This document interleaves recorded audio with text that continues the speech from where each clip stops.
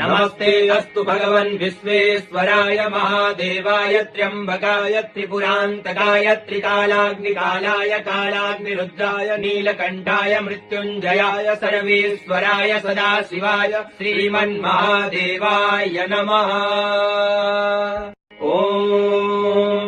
नमस्ते अस्तु भगवन् विश्वेश्वराय महादेवाय त्र्यम्बकाय त्रिपुरान्तकाय त्रिकालाग्निकालाय कालाग्निरुद्राय नीलकण्ठाय मृत्युञ्जयाय सर्वेश्वराय सदाशिवाय श्रीमन्महादेवाय नमः।